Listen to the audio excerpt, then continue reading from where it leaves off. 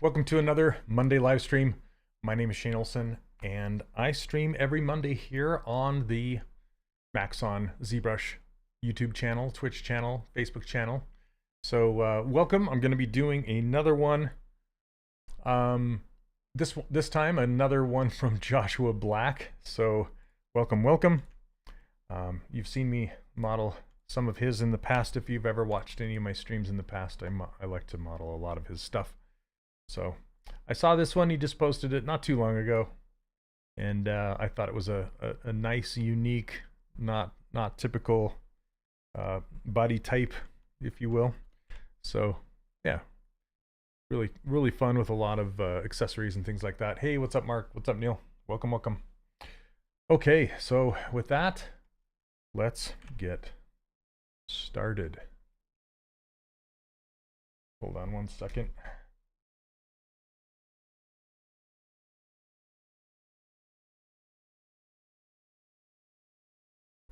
Let's see. So as usual, I just start with a sphere, and I'm going to use that for her cranium here, and then another sphere for her muzzle / jaw area.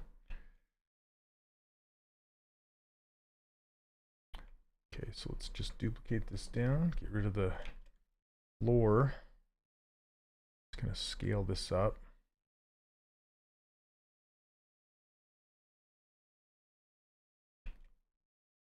And then typically I'll make the back side of this line up with the jaw, but since the jaw just kind of melds into the neck, I'm not going to do that this time. And just kind of let it go all the way. Hey Uda, how's it going? Welcome.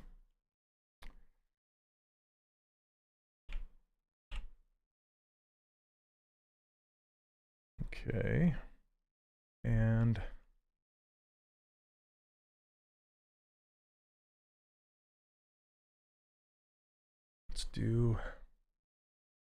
I'm trying to decide if I just want to, I'll just duplicate the sphere again for the neck, actually.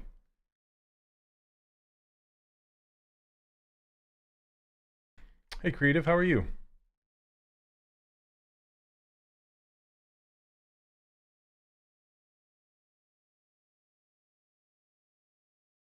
I appreciate you guys hanging out with me today. I know there's a lot of other things you could be doing.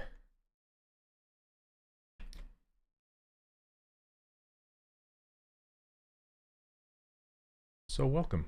If it's your first time here, welcome.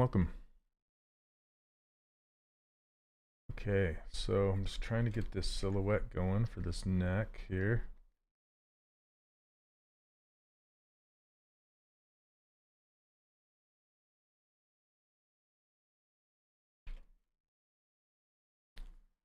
Can I explain what is HD geometry? That stands for high definition geometry. It's something I don't ever use in my workflow, but you can look up Chris Costa, and he does some demonstrations on how to use it.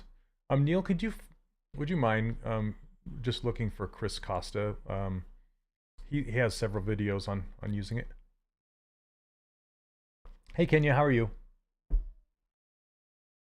But it's essentially another level of detail on top of your subdivided meshes to get like really fine detail like pores and facial features like wrinkles and things like that.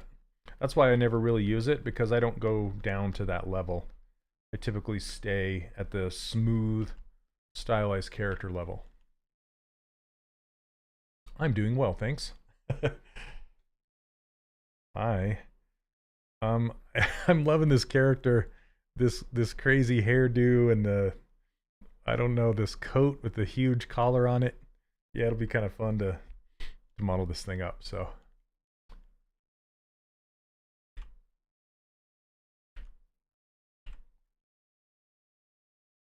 okay, I'm gonna insert a mesh here. Let's just go ahead and do auto groups while we got them.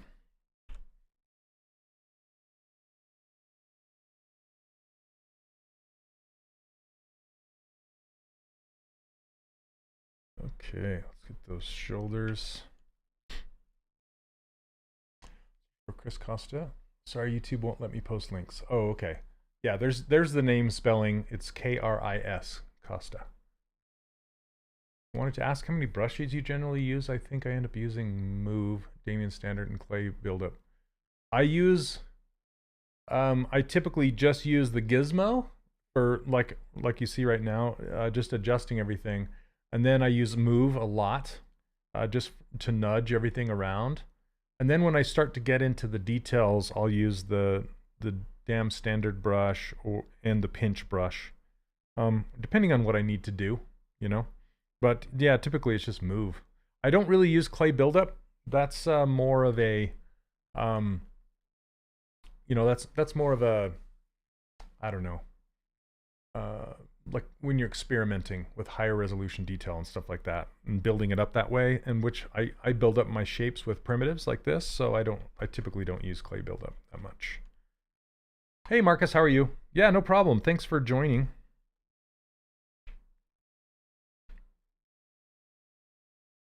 Okay. Do something like this. Well, I'm gonna take that back. Make her shoulders even bigger. And then cut it on a diagonal.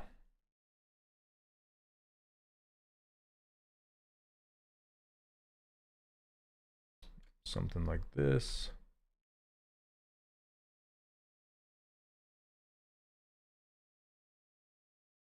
Hey Ian, how are you? I'm stoked about Redshift and ZBrush. Nice. Did you guys get a chance to watch that presentation I did with Ian the other day? Now for these slices, I'm not using a knife brush, I'm just using this clip curve brush. And what that does is that takes all the geometry on the faded side of the line and pushes it up to the dotted white line. So that's all that does. It's nothing fancy. Okay.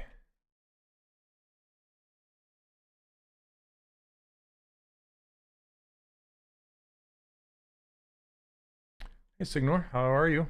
Welcome, welcome. Come on, there we go. Clean that geometry up. Presentation was cool, a lot of fun. Hello, welcome. Hey Andrew, thank you. Yeah, it's from my my good friend Josh Black. He does a lot of concepts that I enjoy sculpting. If you've ever watched me sculpt any of his in the past. He was a concept artist for Disney when I worked for Disney. And that's how I got to know him. Hey P Chan Chan, I like your name.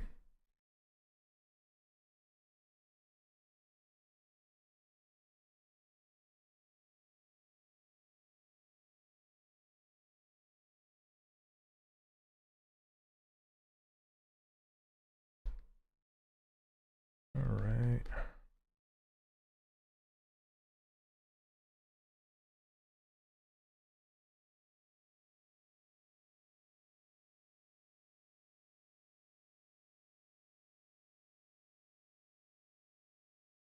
That'll work.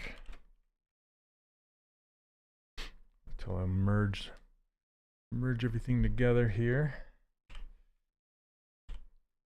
How are you guys doing? That's the real question.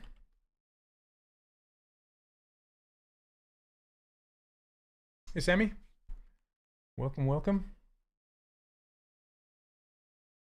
I'm glad you enjoyed the presentation. I had a lot of fun. I was, you know, I do these streams all the time, and for some reason I was really nervous for that one. I think it was because it was so kind of official, so to speak, you know? Like these Monday live streams I do every Monday, and it's just kind of like breathing, you know? I just do them. But for that one, when I was actually demonstrating how something worked, and I'm only fairly knowledgeable about it. I'm not. I just know enough to be dangerous, you know?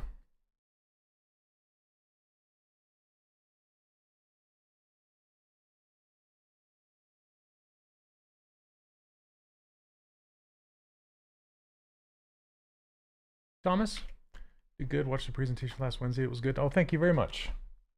Really appreciate it.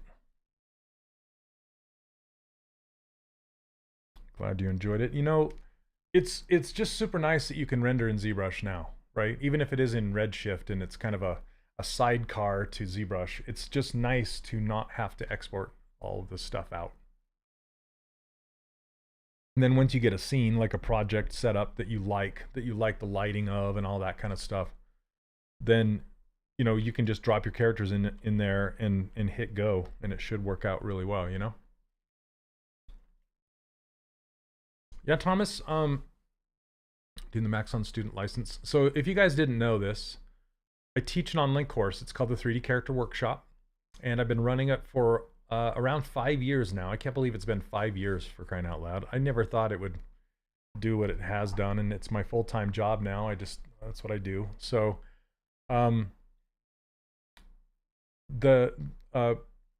before, let's see.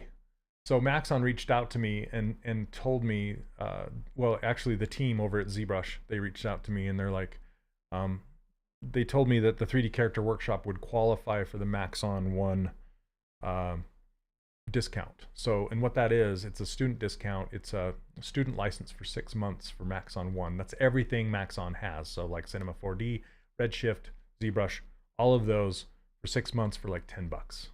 So that's your educational, and it's the full thing. So yeah, really cool. If you sign up for the workshop, you get access to that.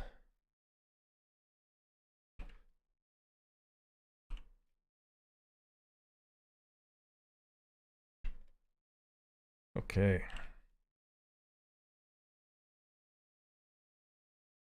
And if you don't, Thomas, if you don't know where to get that, and you said you're a student already, and just if you don't know where the form is to fill out, just send me an email at either support@3dcharacterworkshop.com or shane.olson@3dcharacterworkshop.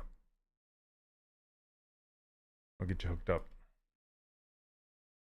Yeah, it's super generous of Maxon and ZBrush to make that happen.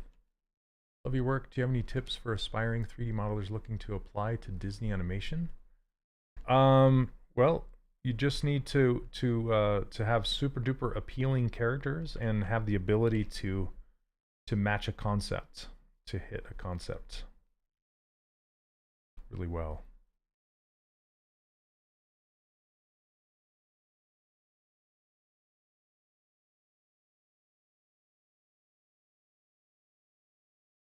And you know, networking, knowing someone helps.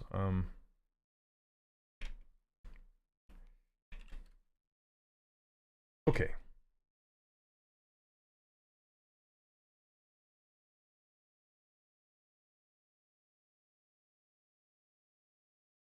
I think I'm gonna merge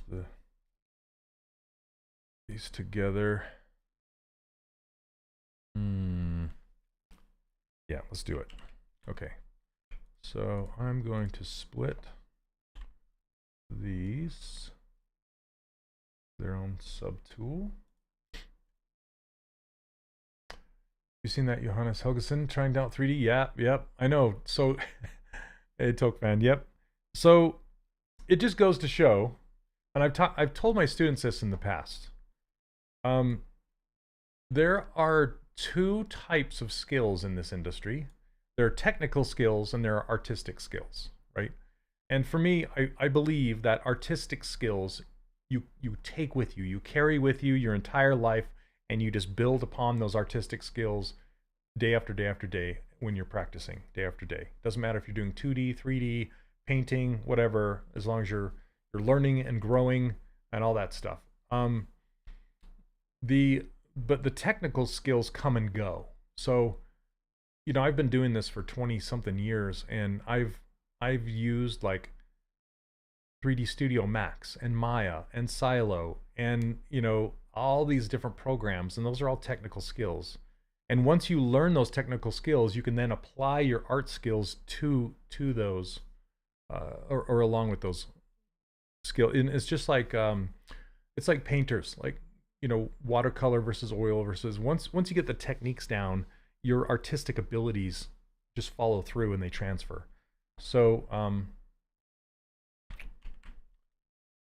yeah, Johannes is not using ZBrush, so I don't want to kind of hang on that for too long, but I just kind of want to show you.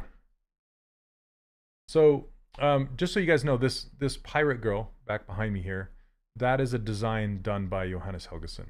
And same with the cowboy right here. This cowboy and this pirate girl. These are both Johannes Helgeson designs, and he's a phenomenal illustrator.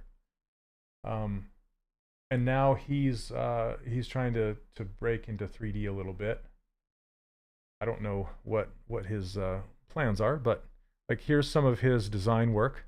Just absolutely incredible design work. And then he just recently did this. So yeah, this is his first sculpt ever, pretty much. And it's awesome. I mean, he does, yeah, he knows the anatomy and all that kind of stuff. So it's just fantastic. And he drew this to help himself. Yeah. And yeah, this is a fantastic front and side profile to study, by the way. It shows you the little triangle underneath the chin and all the planes of the face and all the, yeah, all this stuff. Really good, really good. The only thing is the eye feels a little small to me in here, but other than that, yeah, it's nice. So anyway, very good. So the moral of the story to take away from that is your art skills transfer, okay? And they're also the hardest to learn. They take a lifetime to master. That's where the 10,000 hours comes from. The technical, that's just technical. You can just learn it, do it, whatever. Hey, what's up, Leonard? How are you? Welcome, welcome. I'm curious, what was your first 3D software? Mine was Bryce. Yeah, I played with Bryce. My first 3D software was, I think it was called TrueSpace.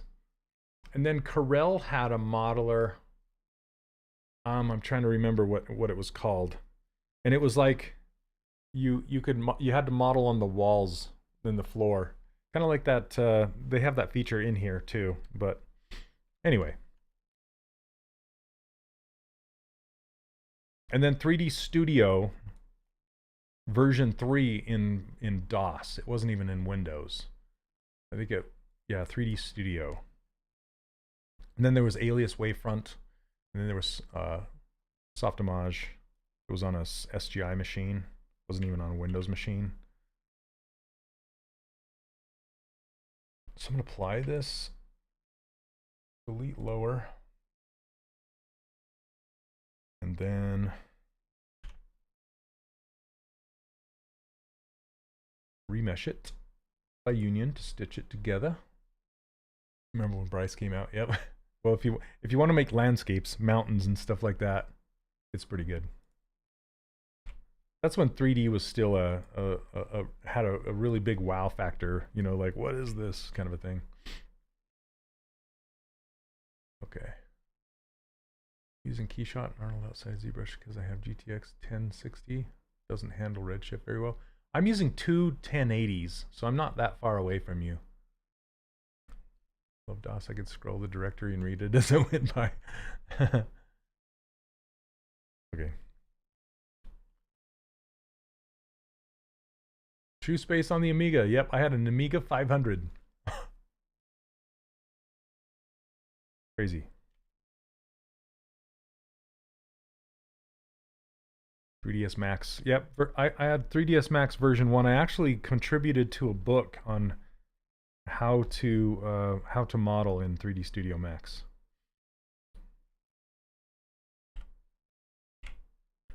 Use this knife. Knife. Okay.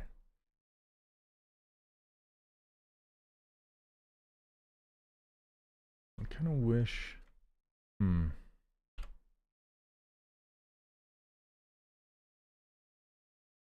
Is it this one? Yeah, that's the one. Okay. I just want a poly group on the bottom of this here. There we go. Does knowing what size to set the brush come intuitively over time? I'm wasting so much time and just resizing in a. So first of all, I hope you're using a pen because that will help. Also, What I usually do when I'm thinking about brush size is, say you have like a warble like this or like this, right? And what I do is I kind of evaluate the dip, the valley right there, and where I need to pull it up. And then I'll make my brush kind of fit that valley. See the inner circle? See how the inner circle kind of covers where the valley starts, where it goes down and then comes out. And then that's about the size I need to pull it back out. So that's kind of how I evaluate my brush size, is that the inner circle.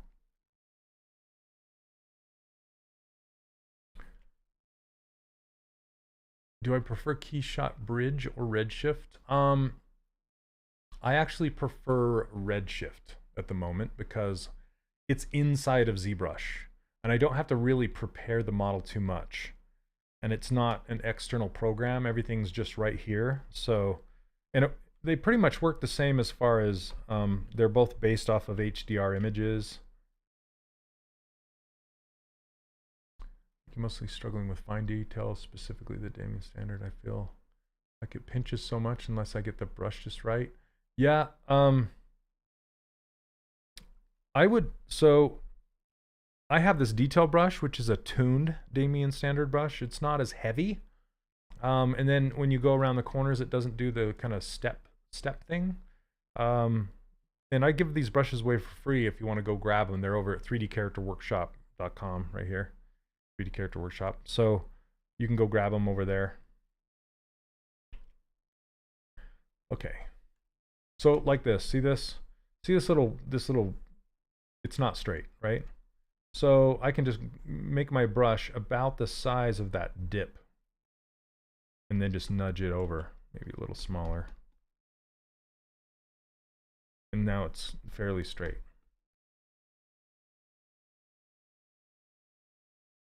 Okay. You know, I'm going to do this, and then I'm going to tessellate it. Okay, because I just want to combine these together to smooth them. I thought I wanted to use polygroups, but I decided against it.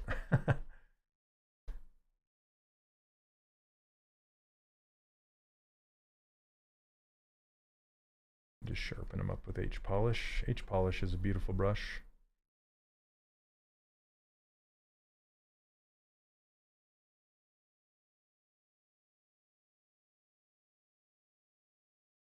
And also, I wouldn't be too concerned with putting in details, like using the Damien standard brush too much. I guess it depends on the character that you're making. Because sometimes it requires it, but a lot of times you can get away with not using it too much. That is one piece of advice I always give new students is focus more on the big shapes and getting those right and the details less.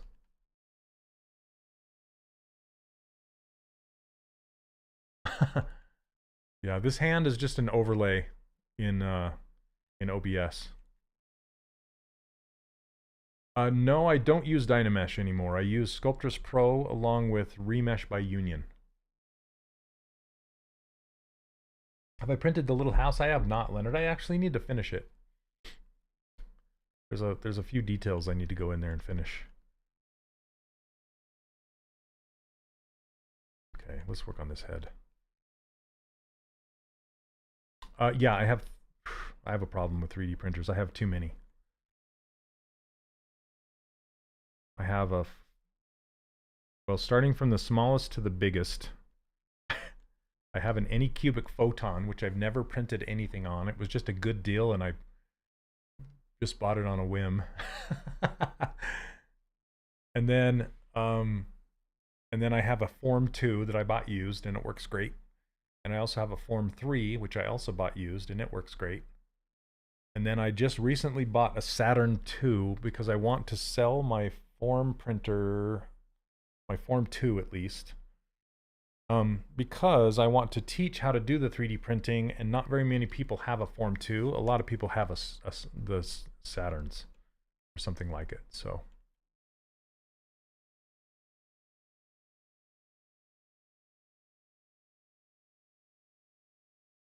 okay.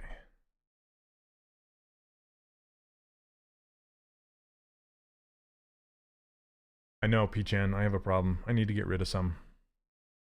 I really do. My Saturn II is still in the box. It was just Uncle Jesse. I got to give a shout out to him. He has a really great YouTube channel, and so go check out Uncle Jesse over on YouTube. And he is often sponsored by Elgu, and he was running a special one day, and I just happened to catch it, and I bought it on an early bird special. I've been wanting to get one anyway for a while, because just simply for the fact that I want to teach it, you know. So I bought it, and I still have the other printers that I need to get rid of.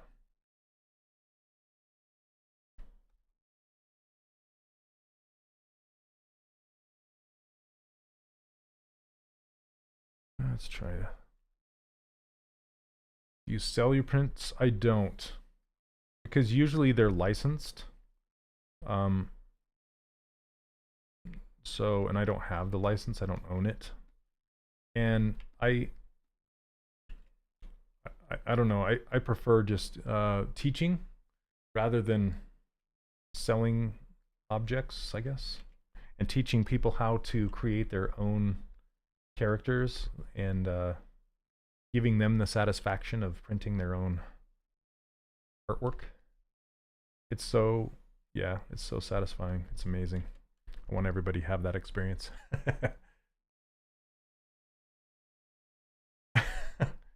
Yeah, Neil. The secret ones in my bomb shelter.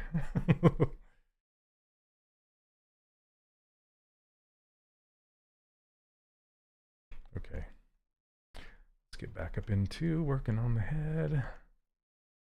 I just kept going back and forth. Like, I usually don't work on the body first, but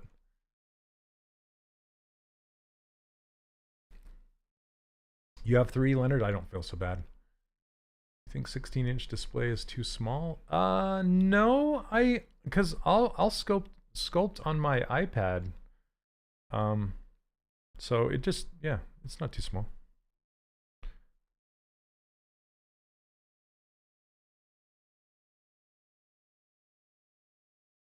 Is knowing which brush to use in a given area simply a matter of experimenting and learning what you prefer? I'm fairly new to ZBrush, but loving it. Yeah, it's... My advice on that is don't overthink it. Don't overthink it. If anything, just use the move brush. You can do 99% of what you need to do with the move brush. So don't get hung up on brushes. It's not about the brush at all. You know, every new person seems to think that it's all about which brush you use, and that's not it at all.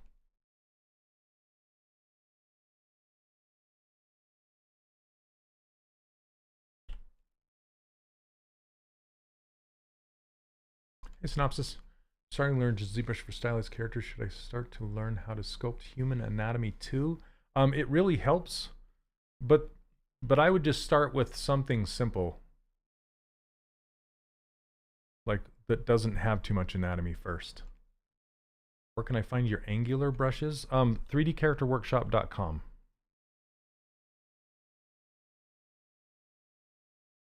Do you use Forger? I have. Yeah, it's not bad.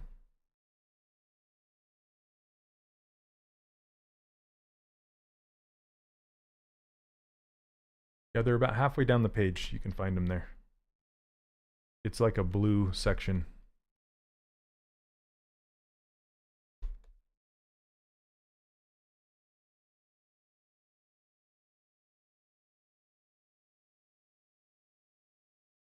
Sorry, I'm talking a lot today. Not getting much done.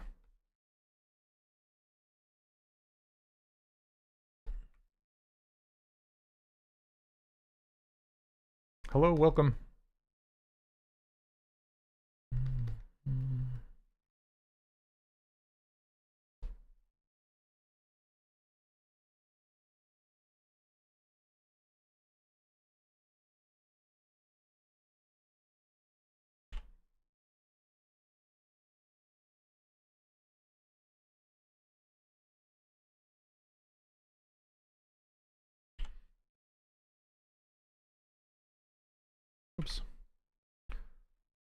You'll notice I'm just inserting primitive objects and moving them around. That's pretty much what I do with my process every time. And if you guys are looking to learn, I do teach an online course at the same address, 3dcharacterworkshop.com. And I go through everything from start to finish, beginner to intermediate to advanced. You can check that out.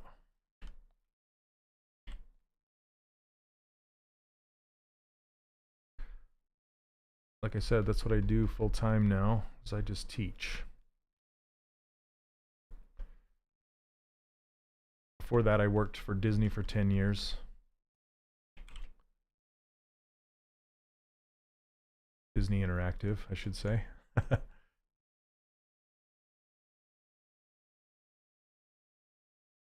Would you maybe one day put your courses on Udemy? I will never put my courses on Udemy, sorry.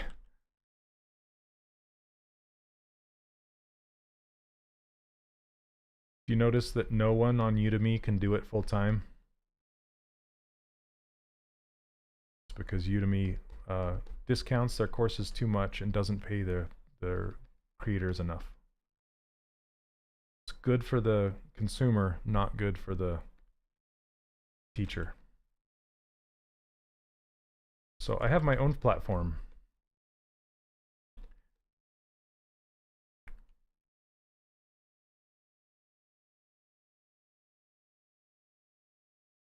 Yeah, I couldn't teach, I couldn't do it full time if I had my courses on Udemy. I could not.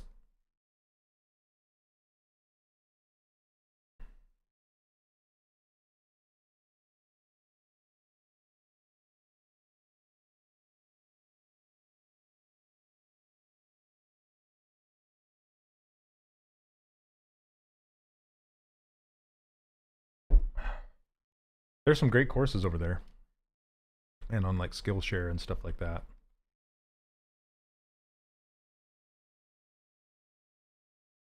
I've also thought about a monthly subscription, but again, it's kind of a long-term commitment. I don't want people to just hop on for a month and then leave. You know, that's not what it's about, so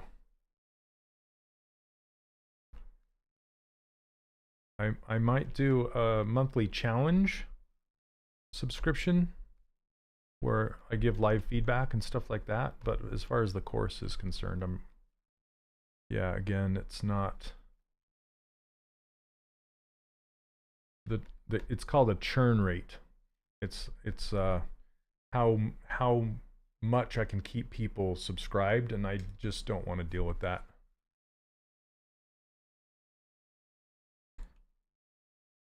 Let's see.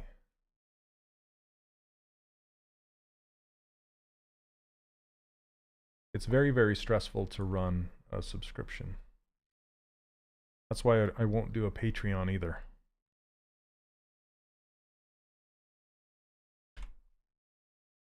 So consider that if you're ever thinking about doing a Patreon yourself. It's very, very stressful.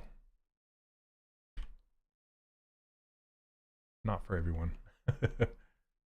I'm gonna believe that. Yes.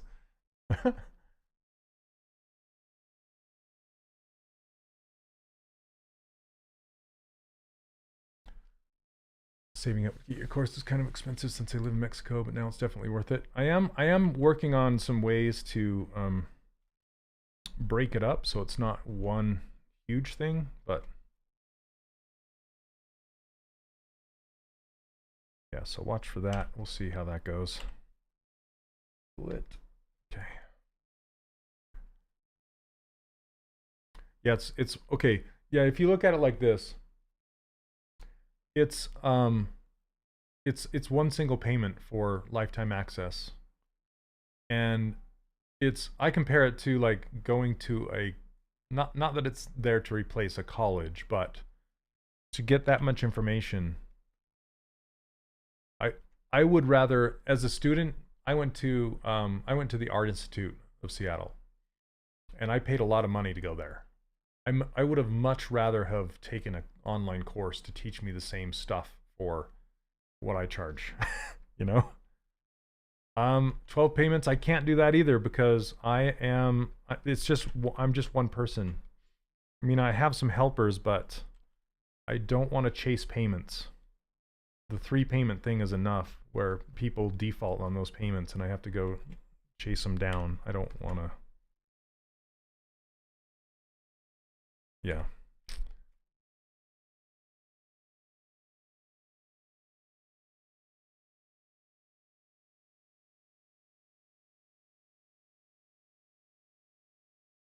I would if people could actually make their payments.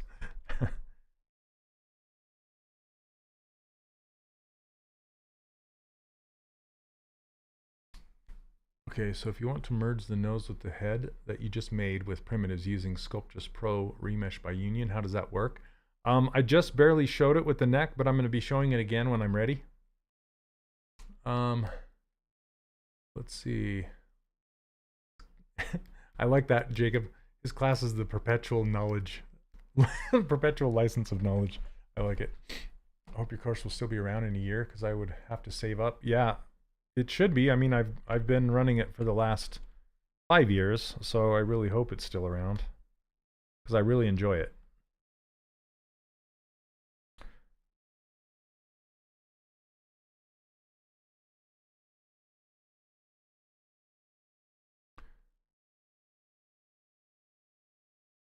And I have, it's crazy. This is crazy, but I have over 2,000 students.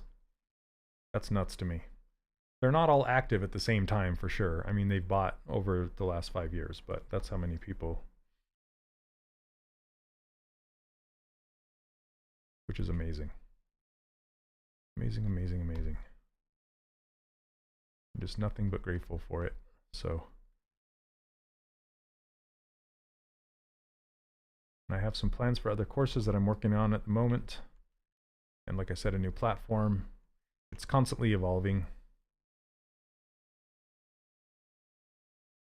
How am I switching between polygroups? I'm just holding, well, how I'm switching between subtools is just holding down Alt and tapping between the two. But if I want to like specifically move a certain polygroup, I can either turn on this topological masking button and just move one group and not the other one, whichever one I grab first, or I can mask off a polygroup by turning on the gizmo, holding down Control and tapping on one of the polygroups, and then I can move it separately.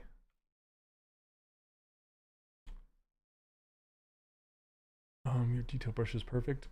It doesn't push down the outer ridge like the damn standard. Oh, awesome. Thanks. Shane's workshop is one of the best investments I've ever made. Thanks, Neil. Shane's knowledge is amazing and the feedback from both Shane and the fellow students is top notch. Thanks, Neil. I really appreciate it. So your courses live classes, are they pre-recorded? For the most part, they're pre-recorded. And then I have live elements here and there. Like sometimes I'll do monthly challenges and then review the entries, or sometimes I'll, you know, there's a private Discord channel and a forum and that kind of stuff. So okay, what am I trying to do here? I think it feels like I'm just kind of scribbling. I need to go Dynamesh sooner than later. What's the link to your course? I'd love to sign up. It's just 3D Character Workshop right here. See underneath right here, 3D Character Workshop. Yep, that's it.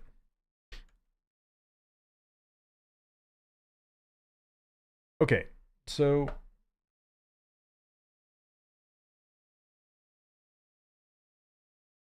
I'm going to apply the subdivision levels, delete lower, and stitch it. Even though it's not, oh, let me make everything even first. Okay, that's better. So this slider right here on my user interface right here, this is Tessimate, which just basically flood fills everything with I call it Sculptress Pro geometry or dynamic topology, which is made up of squares and triangles. And that just kind of gives me a nice even palette. So then when I stitch these objects together, they'll be the same consistency and they'll stitch well. So what I usually do is put my gizmo in the center, and then it doesn't matter where it is, it just needs to be in the center if you're going to be doing it mirrored. Okay, so you go to the gear and hit remesh by union. Boom. It stitches everything together. You go apply and then make sure you turn symmetry back on because it'll turn it off. And now if you zoom in here, you can see that everything is stitched. Now if you turn off the polygroups, you can see how crisp these lines are still. That's why I like to use this more than Dynamesh. And then I can keep areas super sharp if I want to, but typically what I'll do is I'll turn on Sculptress Pro and then match the polygon size, turn off adaptive. So under Sculptress Pro, I turn off adaptive size, which makes the triangles the same size, or not according to, sorry, it makes the triangles attached to the world rather than the brush, the size of the triangles. So now they've added a new picker. So see this picker right here? I can go grab this picker and pick over here. And now it changes my subdivide size to a certain size and it'll match it for the most part. Actually want it a little smaller. I need to put this out on my, let's go like this. Yeah, it's not bad. Maybe a little smaller. Too small. Very sensitive. That's good. Oops. Okay. So now we can just kind of smooth this all down.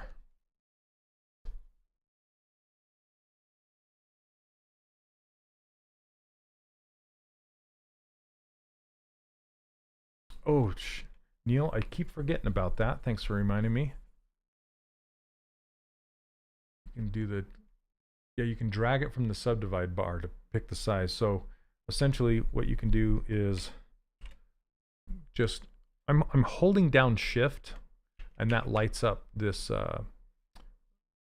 Sculptress Pro, because move, I'm on the move brush, I'm on move infinite, but on this move brush, move does not work with Sculptress Pro. That's why it's grayed out.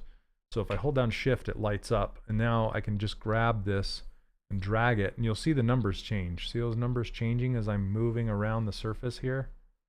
So maybe like up in there. There we go. I totally forgot about that. Thank you, Neil. I got to get used to it.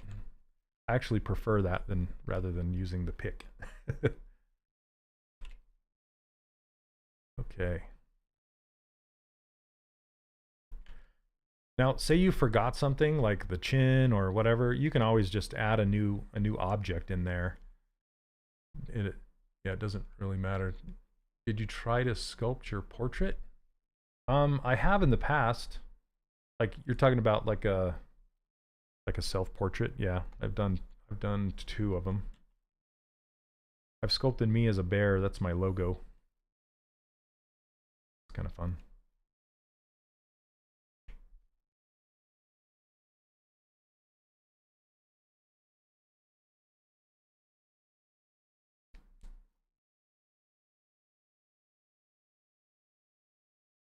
Let's see. Okay, I'm going to make her eyelids, and I'm going to use this topology brush and turn on transparent. But before I do this, I better save it.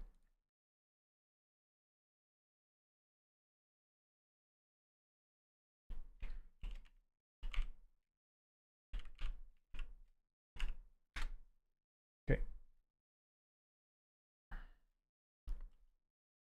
I'm going to turn off Sculptress Pro because I don't need it for this topology brush. But a lot of times I'll just take a sphere and duplicate it and then use that as my eyelid, but sometimes I like to draw the eyelid on the surface of the eyeball like this. That way I can be a little more precise with it. And if you turn on transparent, it'll stick to the eyeball and not the head. Is my sound breaking up? Try reloading, Mike.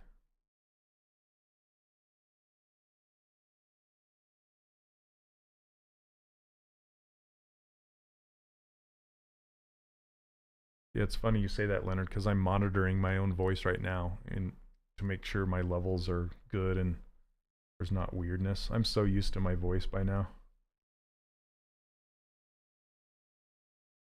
I always wonder if I wasn't doing this, if I could be a voice actor.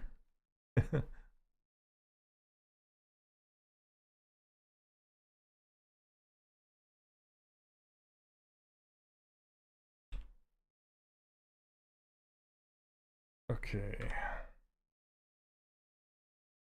Give this some thickness.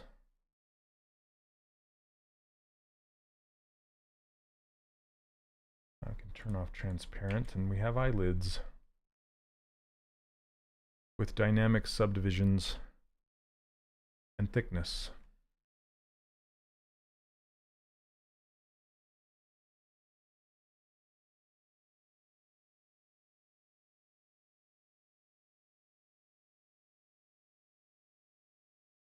Now, I always feel like this edge is way too sharp for me, so what I like to do is go into this menu and turn the crease level down to 2, and then subdivide this up to like a 4, and it will just soften those. Let me uncrease all maybe. There we go, that's better. Jingy, yep. Stream completely crashed. Oh goodness. Hopefully it's still running. Thanks for showing that with Remesh and Sculptris Pro. Yeah, for sure. It's breaking up on both Twitch and YouTube. Great. Let me know if it comes back. Yikes.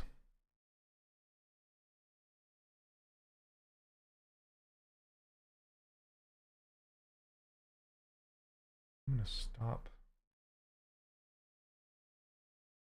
Just going to close some stuff that I have open.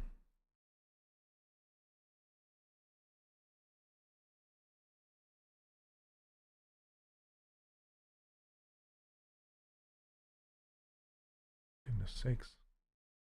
Stop buffering.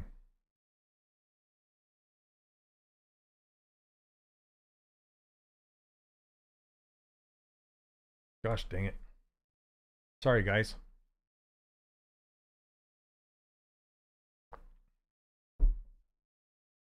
Hopefully it rights itself.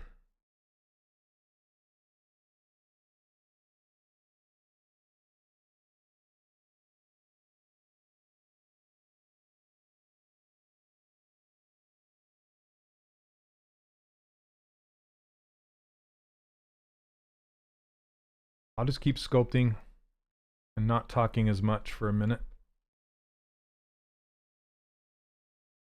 until hopefully it comes back.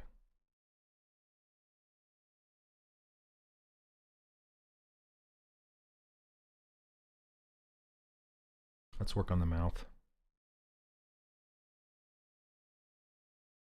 Yeah, I think everybody has issues with the stream, so if you could just be patient for a minute, hopefully it'll work itself out.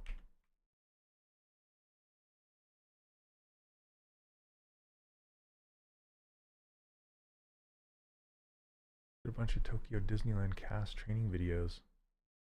A much deeper voice in Japanese. Oh, interesting.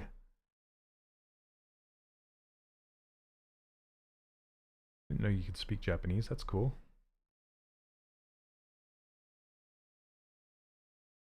Yes, Renga, it does. It does not cover rigging, but it covers retopology, posing, baking, and texturing.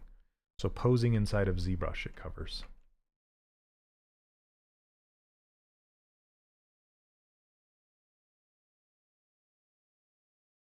I'm just gonna use that.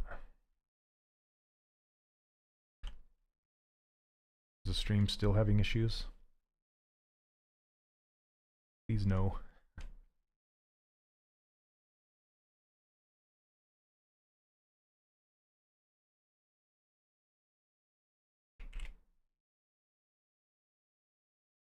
So I just dragged in this bit here. Okay, thanks Mark. Appreciate the update there.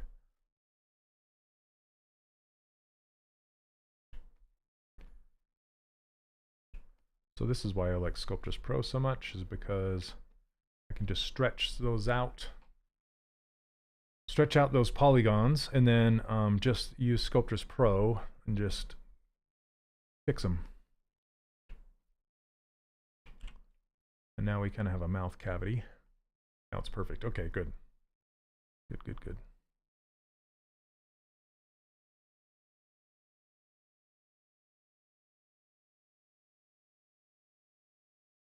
Okay. And we're just going to use this pinch.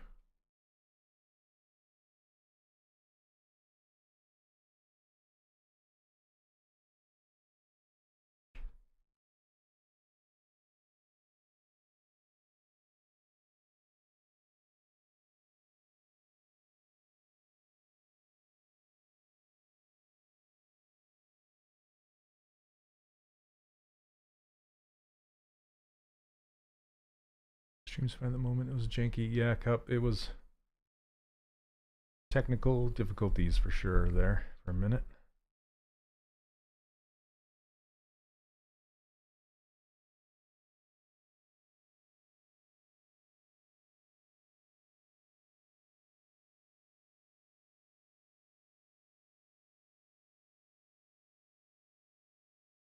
I'm just building it up and smoothing it down and pinching as I go here.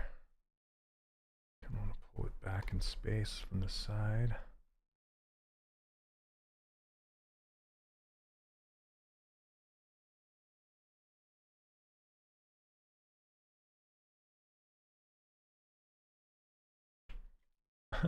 Nice underbite. So you can also turn this topological and change this range to 3. And what that is it's a fall off range, like a spotlight or something. And so you can move the bottom lip without affecting the top lip.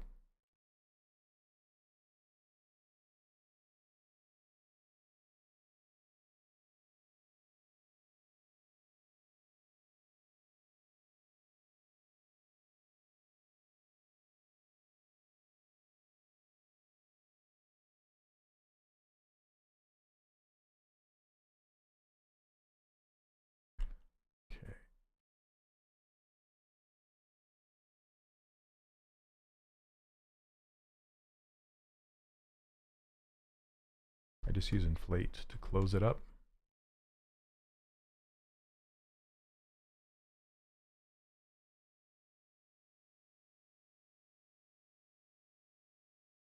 Is Sculptris Pro an add-on? Nope, it ships with ZBrush. I think you can even use it in ZBrush Core, if I'm not mistaken.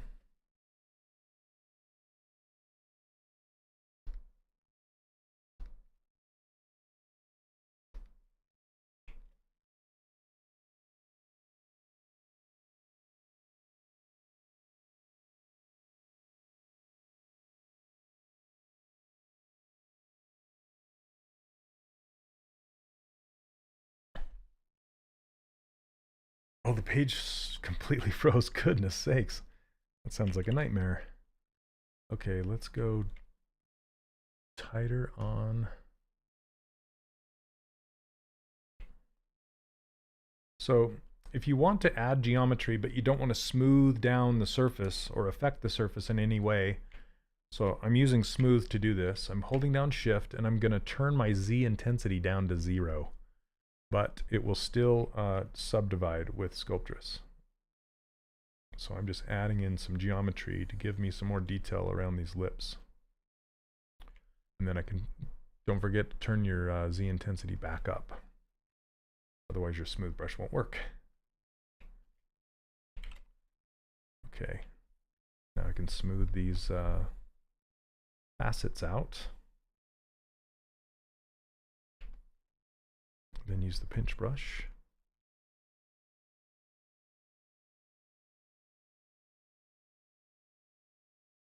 And just kind of run it along to create that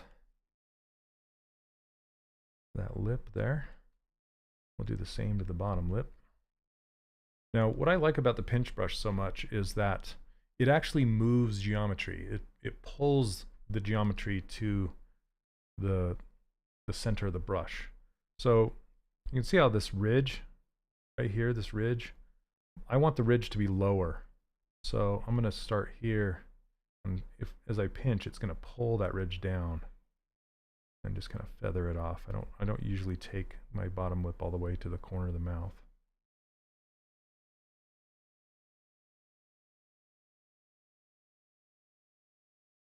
There we go. Good thing about not using Dynamesh is the fact that you can inflate the mouth without worrying it's welding. Yep. So yeah, this will not weld unless I do another remesh by union. If I do a remesh by union, it will weld together like Dynamesh. So you just need to be aware of that.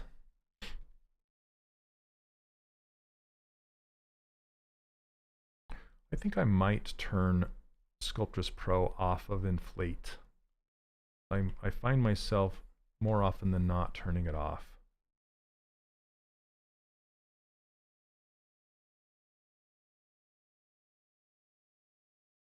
This little round chin here, pretty funny. Okay, I'm going to switch materials to, let's do, oh, I don't have my Z. Okay, I'm going to go get my ZBrush material. Hold on one second.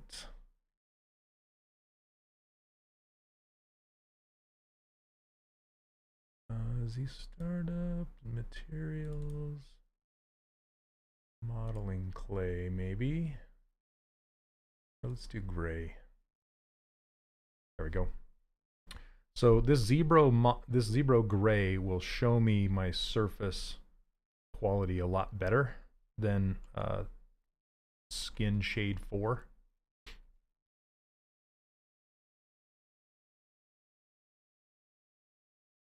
So sometimes I like to throw that on my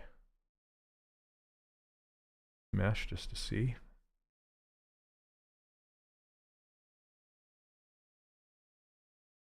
All right, I'm just going to pinch underneath here a little bit.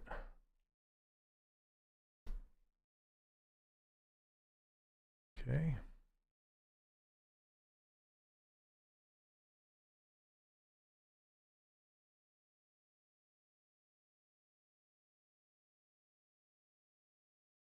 Take a look and do some comparing. Maybe a little more of a smile. How are you moving the camera with the pen still over the model? Welcome to the right-click army, Jacob.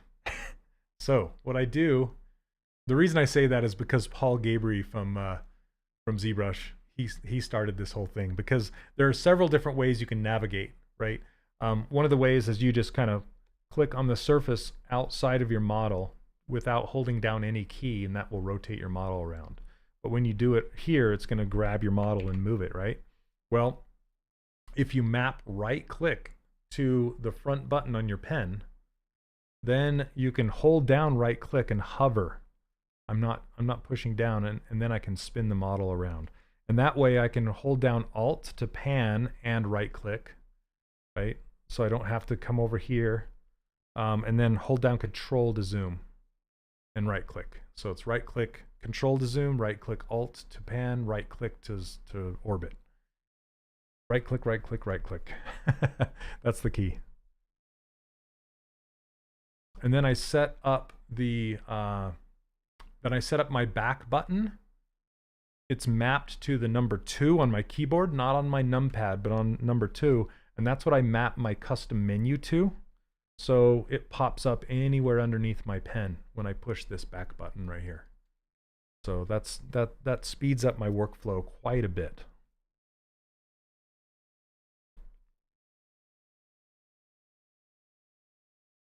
Yeah, shout out to, I think I said that during my demonstration on last Wednesday, and Paul was watching. He's like, yes. It's pretty funny.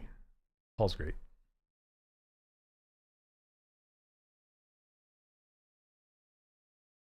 Okay, let's give her some eyebrows. I think I went a little crazy on these nose folds here. I'm just gonna tuck them in a little bit more. Maybe round them out. Yep, you're welcome. Thanks for the question. So you can see the facets with this ZBrush gray, and I can just go ahead and increase the resolution here.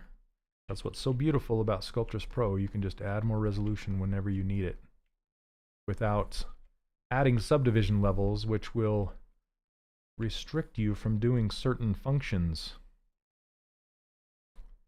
So if you didn't know that, adding subdivision levels will lock you out of doing certain things, like adding more primitives, or cutting your objects, or yeah, it will stop you from doing that. So having Sculptris Pro keeps you working, keeps you going. This is ZBrush. You're actually watching the official Maxon YouTube channel.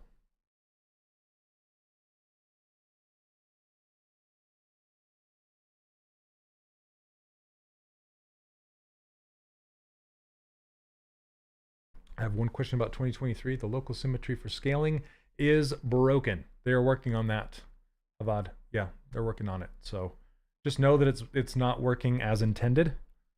And if you want, you can just, here, let me show you what he's talking about. So if I grab these eyes and I put the gizmo in the center of one of these eyes, if I scale it, it scales, let's see.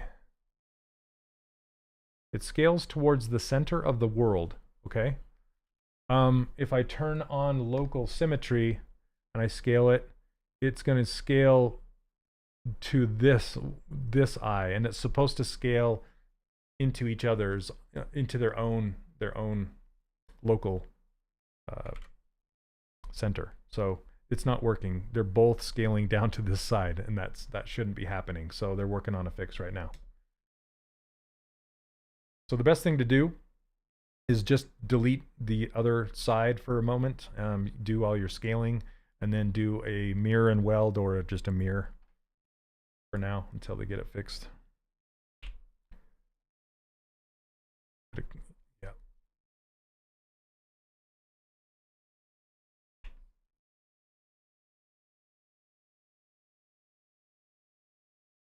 Okay, I'm looking at this, still wanting to adjust that mouth. Be a little tighter.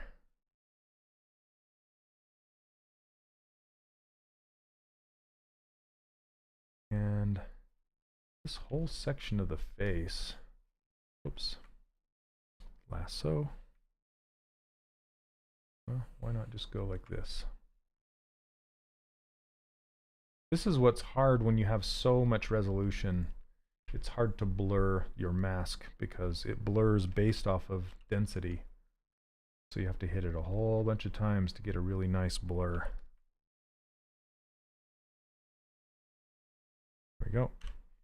And I just want to raise this whole section up. There we go. Okay. I wanted her nose closer to her eyes. I think that worked.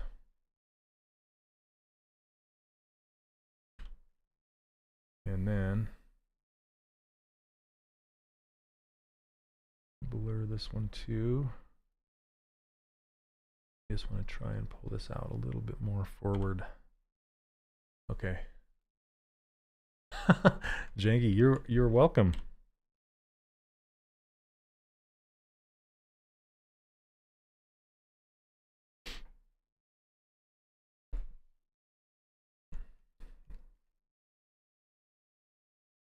Okay, and sometimes when you move stuff with a mask with Sculptus Pro, it'll leave these little anomalies. So all you have to do is just smooth them out. Just notice them, fix them. And let's go to move and pull in the tear duct. Turn on transparent so I can see through the eyeball. And just kind of make a tear duct right here.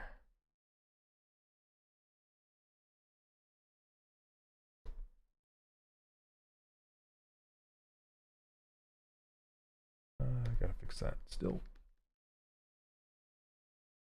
Let's turn on Sculptress, and if your geometry ever starts to, I call it shard, which is like, it looks like shards, like your elongated triangles, then just run Sculptress Pro over it and you're good to go. Okay, and I'm going to give her lower eyelids, but her lower eyelids, I like to build in her actual geometry. Okay, come on, snap. There we go. And the reason I rotate her all the way to the side, I've mentioned this before during my streams, is the fact that I'm right-handed, and I have one good stroke in my right-handed arc of my arm. So I will turn my model. That's the beauty of trackball navigation. You can spin your model all around. With a program like Maya, you're restricted to X and Y axis, and they turn off Z rotation. So it's really, really janky to get used to in the first place. So if you're just barely learning ZBrush and the navigation's just throwing your brain for a loop, it did mine for a good month when I first started. What you can do is you can go into it's under transform, and then you can click on this. See how it says rotate on all axis? If you change it to Y, that will match what like Maya does. Okay, if you're not used to trackball navigation. Now I wish every program had it, but if you're not used to it, just click on that and you'll be good to go. It'll make it feel a lot better and a lot more normal to you. Okay, but my advice is to get used to trackball navigation because it's a glorious, glorious thing.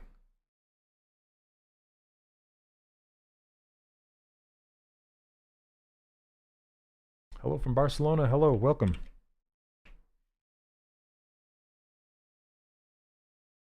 I'm going to add some more geometry here.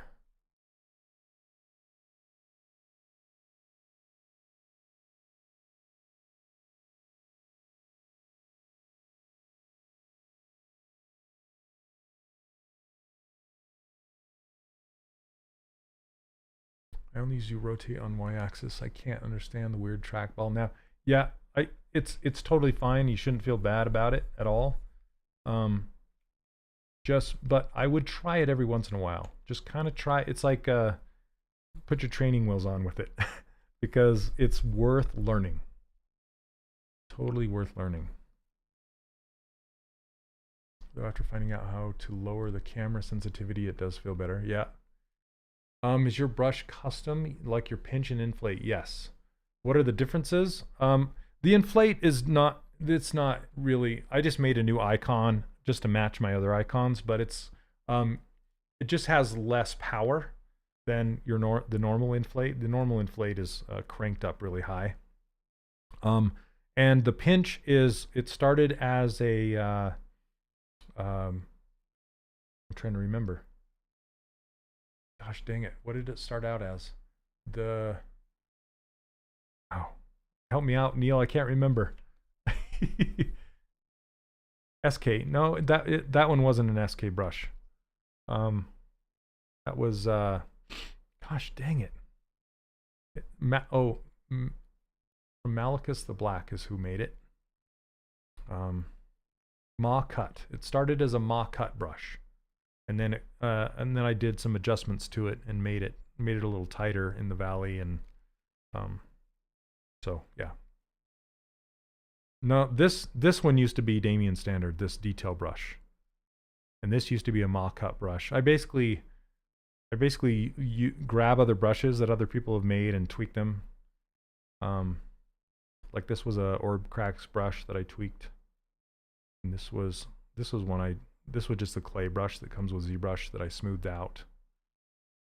This is SK cloth. Hey Chris, how are you, man? Welcome, welcome. In fact, I'm going to use this fill brush right now. And fill, see this line around the back of the head? I'm just going to fill it. This fill brush is a really, really subtle clay buildup brush that you can just use to subtly fill in some. And I'm using too much density, so I'm going to do this trick and come grab this density and fix it. There we go. That's a beautiful thing. Where do you get feedbacks on your work? Well, are you a student of the 3D Character Workshop, or just are you asking in this live stream? Because I teach online and I give feedback to my students of my course. Wow, that is a janky mess. Look at that. What is, oh, because I was using the fill brush, not the smooth brush. Ish. Try that again. Okay. I don't typically give critiques during my live streams. In fact, I don't. Just because it would take away from my sculpting time. But I think Thomas, who sculpts or who live streams on Monday nights here on the same channel, I believe he does some portfolio reviews and model reviews.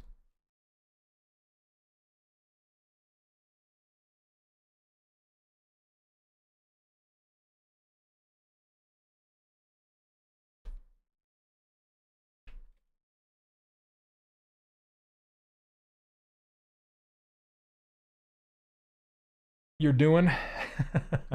Yeah, I hear you, man. Yeah, these brushes are free.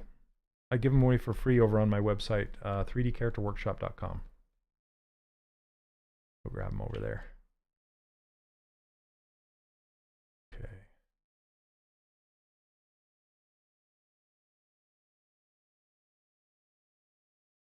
Yeah.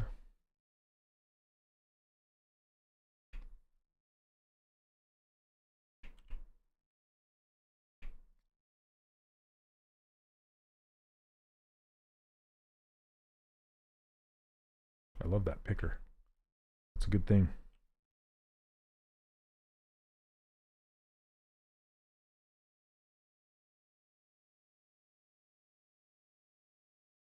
Let's pinch. I'm going to use pinch right there. I just want to make this little pocket and smooth it out.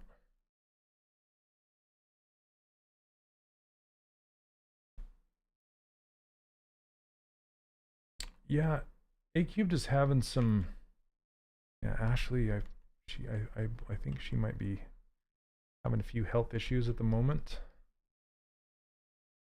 I wish her all the best. So that might be why we haven't seen her for a while.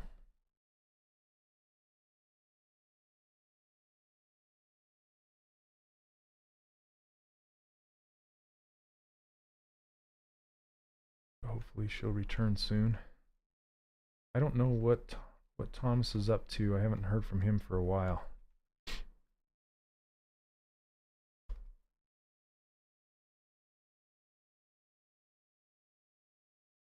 Thomas is a super great guy. Hey, Muddy Me. Welcome, welcome. What would you do if you need to weld the upper eye to the head? I mean, especially for the mouth. So typically I've been leaving the upper eyelids separate. I've not been welding them on. Same with the ears. Sometimes I will. But if I need to do that, what I'll do is I'll open the mouth slightly just so it's not touching the upper lip's not touching the bottom lip. I'll just open it up for a second, and then I'll run remesh by union, and then I'll close it back up. Thomas was moving, then he got a cat and never streamed again. Don't get a cat. Moral of the story. That's funny.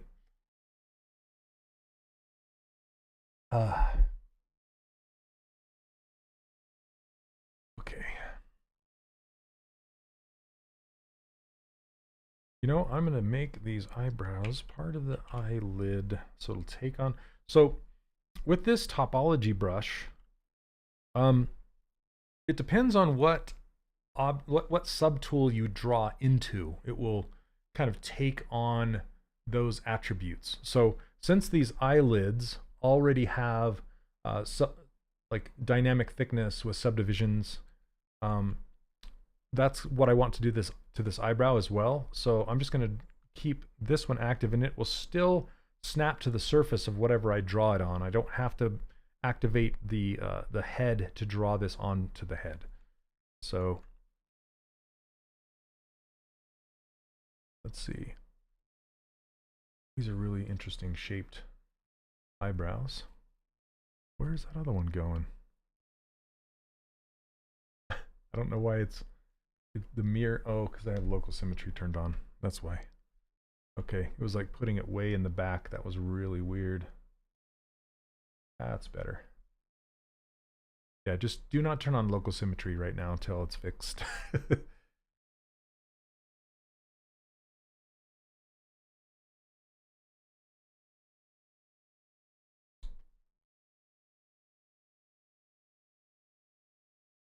Okay, down to draw size 1. Tap on the surface. Come on. Come on. There it goes. See, it automatically added thickness and subdivisions. And then I can say uncrease all. I don't want the creases on there. And now we're good. I'm good, Thomas. Have I tried Nomad? I have, and I love it. I love, love, love it. It's great for on-the-go sculpting.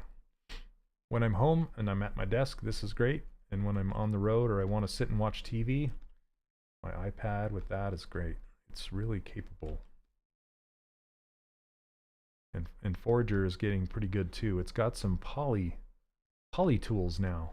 You can sculpt with old school polygons.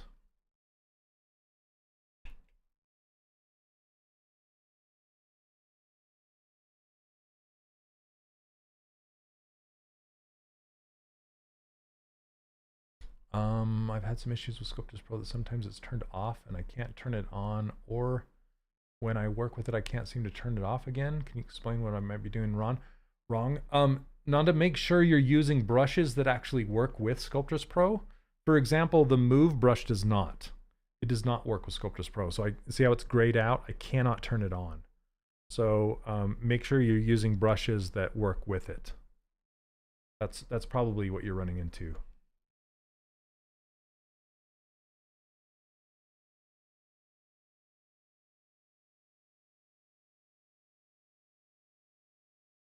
And also, it will not work with subdivision levels. So make sure your geometry does not have any subdivision levels or layers or anything weird like that.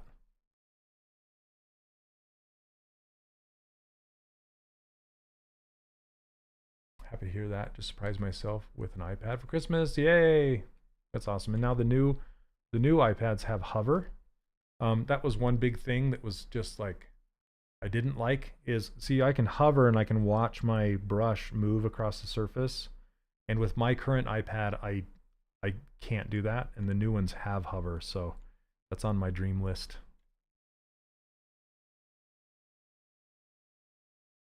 Okay. So let's give her some ears. She's all earless.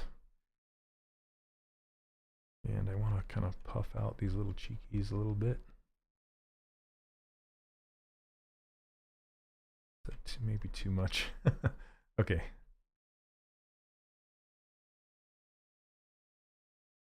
Got the new iPad as well and love it. Have you tried working with Nomad already? Yes, that's what I was just talking about with Thomas there. Yep, it's really great. Hector, Sculptors Pro is available on 4. Why are you using 4R8? That's like it's like 5 years old or more. I don't know. I don't know when Sculptors Pro was introduced.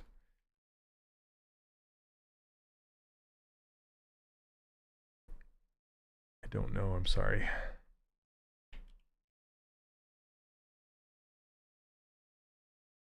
I don't think I've used 4 or 8 for about 6 or 7 years.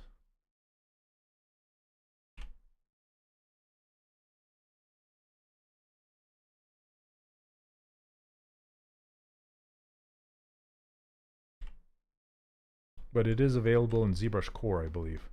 Oops.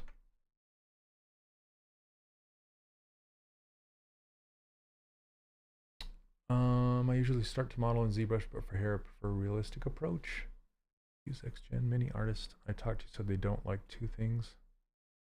Combine stylized and realistic. Yeah, see, I really don't. I tend to want to 3D print my characters, and realistic hair doesn't really work with 3D printed characters. But there are characters like in films that use realistic hair, like, you know, for like The Incredibles or something like that. Those are stylized characters with realistic hair. Or video games like the characters in Potionomics. If you've seen that new video game, they're really, really well done, those characters, and they have some really nice semi-realistic hair. But for me, I like chunky hair that I can 3D print, so I kind of stay away from that. Usually you do retopo to this character. No, because I 3D print them. If I'm gonna take them to, if I'm gonna make them into a game character, then I will do retopology. But typically, I will not retopologize if I'm gonna print them out, because you don't need to. It's not necessary. How did you make the effect of the hand over ZBrush to show your hand moving? That's so cool. Thanks. I am using an overlay called Spud Arm, and it's just a green screen overlay for OBS. And this is a hand that I made. I modeled it, rendered it out, and then it asked for 2 pieces. So when you move down, the wrist bends, and when you move way up here, the wrist bends up. And I modeled that little Wacom pen. It's all fat. So yeah, it's just fun.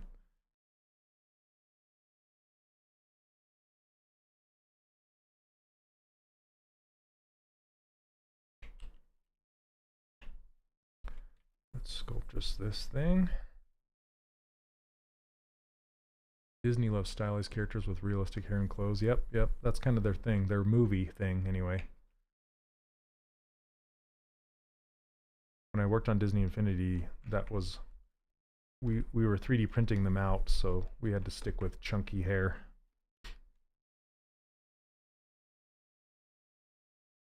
Okay, for the internal bit of this ear, I just like to do one of these things. Just mask it off.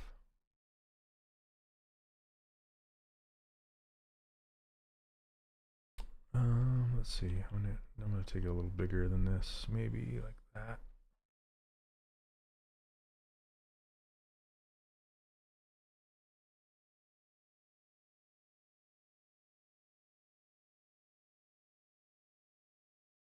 Okay, and then I can invert this mask. Looks like I got the whole head in there.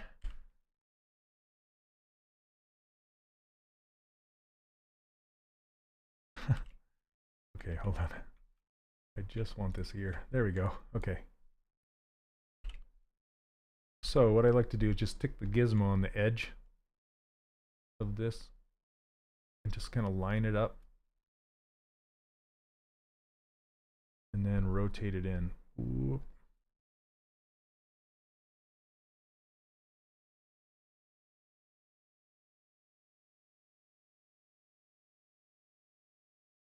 There we go.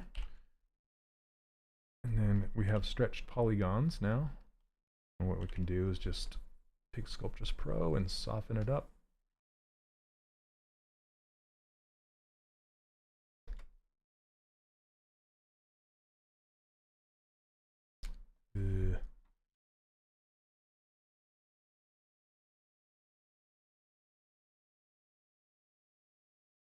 Sorry, guys.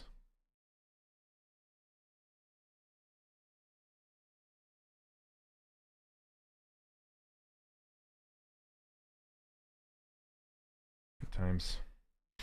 They always find me. They always find me.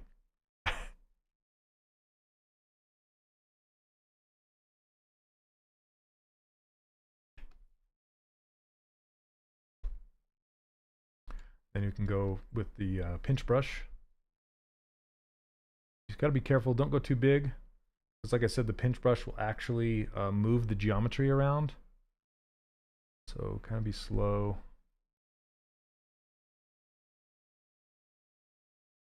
And I hold down Alt for the peak and just leave it alone for the valleys.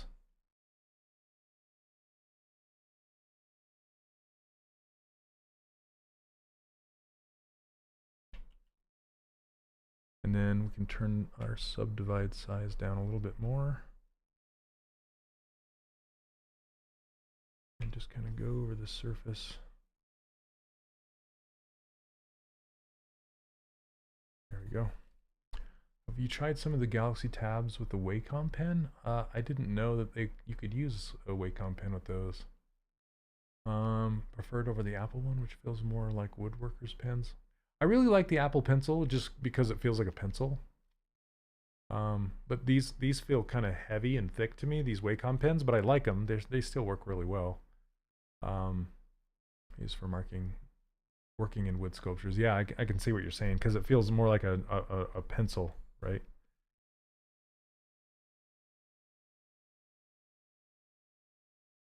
Okay, ears. They're sticking a little too far out here. Yeah, I really like how the Apple Pencil feels, especially when drawing with a pen, like in Procreate with a pencil. It feels like the closest thing to a real pencil that I've ever used.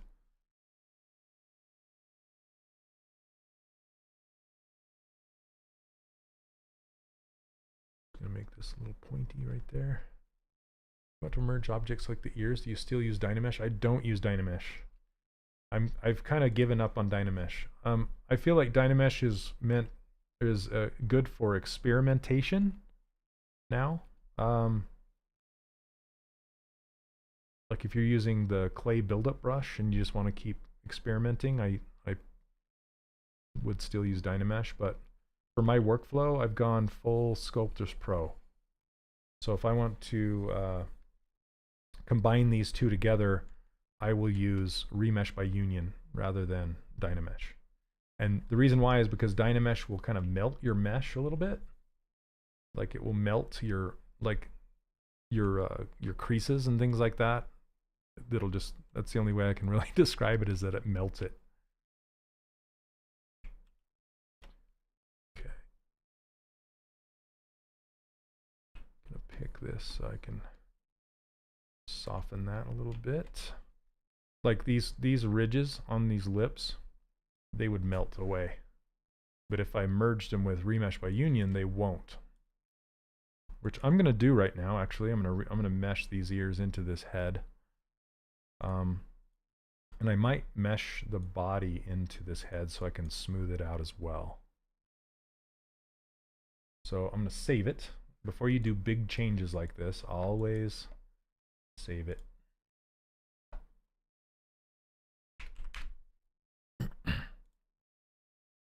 Okay, so let's merge these together. Merge down. Okay, now these are all in the same subtool. And if I do Remesh by Union right now, it's going to stitch those lips together. I was talking about that earlier. So if I turn this to range 3, I can very carefully come in here and just pull the lips apart. Maybe a smaller brush here. Maybe not. Let's take a look here. I might just stitch them together because I'm going to print this and I don't want it to be hollow inside, so I think I might just stitch it together. Yeah, I think I will. I'm not going to open it, but usually I would open it and stitch it, but okay, I'm just going to stitch it.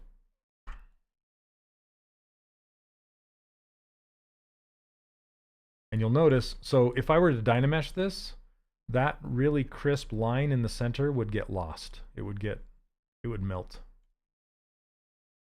Yep, Wacom pens with EMR tech work with Galaxy Tab. That's crazy. Note and foldable devices, but not the Pro pens. I'm in real life sculptor, and I do prefer the heavier pens. Reminds me of a chisel. I can see that, man. Yeah, I can see that. Okay, thanks for sharing, by the way. That's really cool. I did not know that Wacom pens could work with tabs. That's nice. Okay, so I'm going to go in this gear and just hit remesh by union, and that will stitch everything together. And we can inspect it, so you can see these little stitch marks, see these little triangles right here? And around the ear, there's little stitch marks, hard to see. Then just hit accept when you're all done, and turn symmetry back on.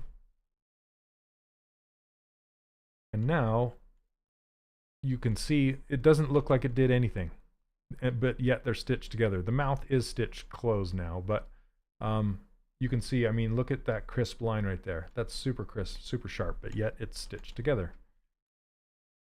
So when 3D printing, when you want to do your final stitching of your object to stitch all your pieces together, use remesh by union, don't use Dynamesh. Okay, so like this neck is super crisp down along this edge, but I don't want it to be that way. I want to smooth these two together. So now that they're stitched together, you can go, and I'm just going to grab maybe this density right here, and then just smooth away. See you later, line.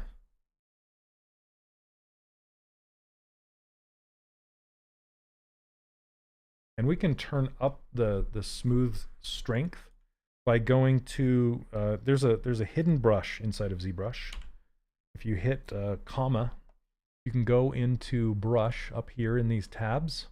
You can go to smooth right here. And there's one called smooth stronger right there. Just double click on that, say skip note until next time, and now your strength on your smooth brush is really strong. And it'll smooth this part out really fast. And I can just go all the way around here like this. And get rid of that seam.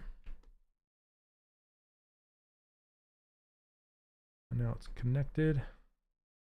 And I want to do the same down here.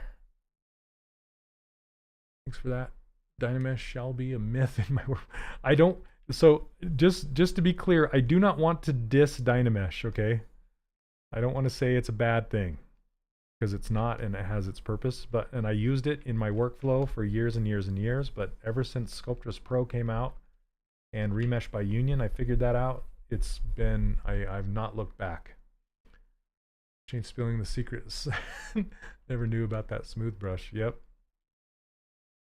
Looks super clean compared to Dynamesh, but yeah, Dynamesh works more for clay buildup. Yep. Yeah, so if you're experimenting and you're working with clay build, see, that's not my workflow. That's not how I work. I work in primitives.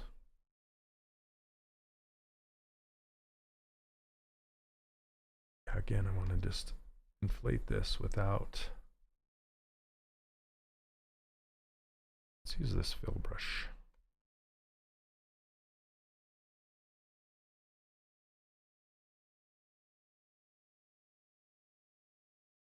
I like to make that little ear cup back there, and then see how clean, and I mean that'll cut your eyes crispy. So it's like super sharp. You just kind of go boot, blend it, and this is acting like, okay, I need more density on this, so let's use this. Oh, still more density. Let's do it again on maybe this one. There we go. Ooh, that's nice. That's better. Okay. So I can still keep the tight edges if I want to. Like this one, I don't want to smooth that out, but I do want to smooth this connection out. And then I can use this fill brush, which I was already on, to just kind of build up that transition from the ear to the head. How do you deal with little pumps that Sculptress Pro leaves behind? What are you talking about? Little pumps? Are you talking about bumps?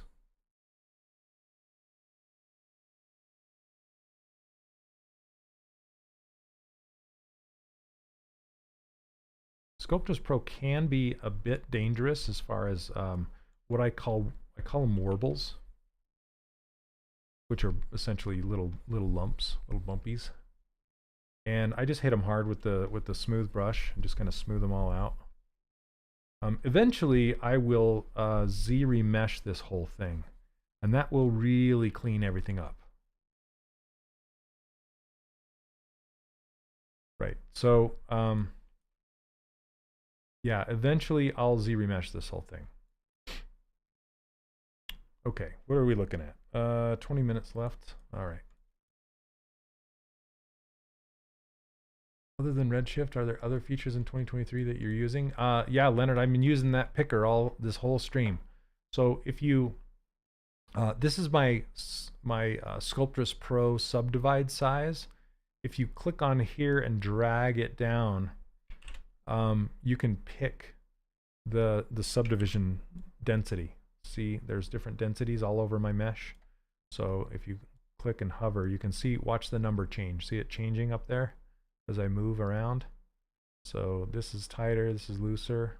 Yeah, way looser, way looser. Yeah, so the picker's great. I don't have any subdivision levels. I don't use subdivision levels until the end. This is just Sculptris Pro.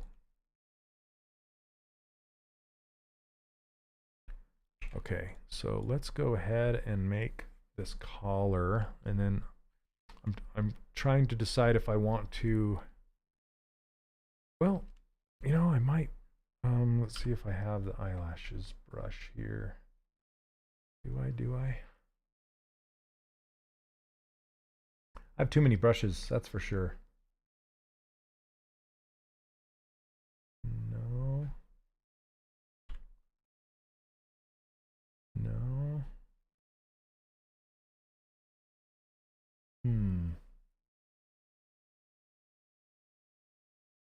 I thought I had it installed, but I don't. Okay, but I'm gonna go get it, and I'm gonna show you where to get it because it's an awesome brush. It is, if you go to Funky Bunnies 3D.com, I believe. Yep, this one. Okay, and then you go to Tools and scroll down to ZBrush stuff. This is Chris Whitaker. This is his website. He's a great character artist, and he also gives away these brushes. There's ZBrush brushes right here. And there's some really nice curly hair. If you've ever seen me use the Maxon hairbrush, that's this one. And then there's this little eyelash brush. And I'm going to grab it, and I'm going to go put it somewhere. Let's see. Where you want to put these brushes is under Program Files, Maxon ZBrush, Z Startup, and Brush Presets right there. Yeah, I have a few. And it's FB Eyelashes A. Okay, so that's where to get it, where to install it. And now you need to, since you can restart ZBrush and it'll load up with the rest of them, or you can go, if you don't want to start ZBrush over, just hit load. And then I'm going to go find where I just installed it.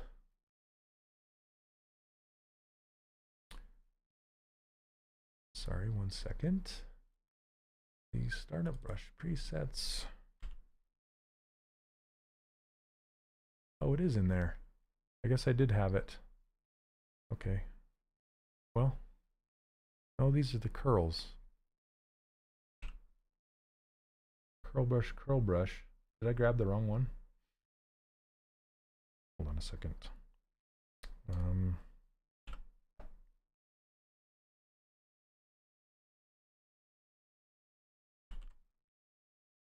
Eyelashes, there it is. There it is. Okay, so we have a few different eyelashes to choose from. I'm gonna turn off Sculptris Pro. Grab this eyelid. Now, this eyelid, as I draw these eyelashes on here, it's going to add the subdivision levels and a thickness. So I don't know that I want that. I'll have to turn it off after I split it off of this subtool, or I can just put it into this one, which does not have the thickness or the subdivision levels. Okay, we'll just do that. All right, so I'm going to try this. Just draw these eyelashes along. Okay, they're really small. I want them really big. Okay, let's go big. Yeah, it's great. Okay, there's just a few. And I can grab these other eyelashes and try those. This is probably too many. Yeah. This one at light. Let me try this one again. Ah, this one's the best. Okay. And I don't want that many eyelashes. I just want a few of them. So let's try it again with just a few down here. Maybe with a bigger. There we go. That's what I want. Okay. So I don't know why they're so offset. Maybe I'll try and adjust this down. That's what this little sphere over here, that's why it's on my interface, because I can adjust how far down into the surface the objects go. Will those eyelashes, not natively, you have to do some things.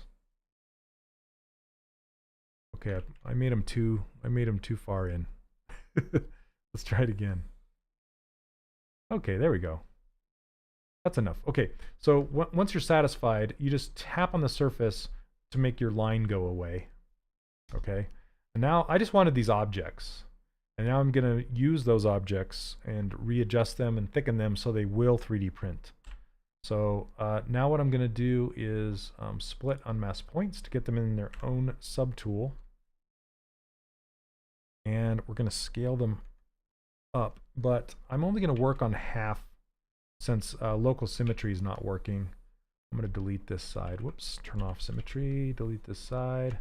So we're working over here. That way I can scale them all up together and move them together. I don't want this. Let's see. Okay, you can see they're all in two different polygroups, and I want them all in separate polygroups. So I'm going to go to auto groups, put them all in their own. And then I don't want this one, so I'm going to delete that. Okay. So now we have all these guys. And you can, if you hover over this middle square, you can see it says control to inflate, because I want all these to have more volume to them. So I can hold down control, drag on this box, and they'll all inflate fatter like this. Now that's getting closer to being 3D printable. And I can add a subdivision so it'll smooth it. And this one is being overlapped, kind of weird, so I'm going to move it. Maybe aim it down a little bit. Something like that. Let's see what they look like.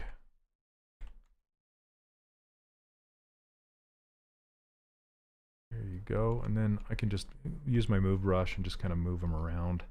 Use topological masking. And then I can make them thicker at the base and thinner. Whoops, I didn't mean to hit it so hard with my smooth. Thinner at the points and thicker at the base. That's what will make it 3D print easier. You can just use move and just kind of curl them more.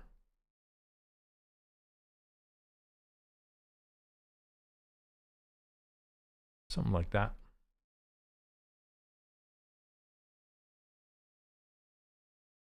Okay, then when you're done, you can just do a mirror and weld, and it'll put them on the opposite side, and there we go.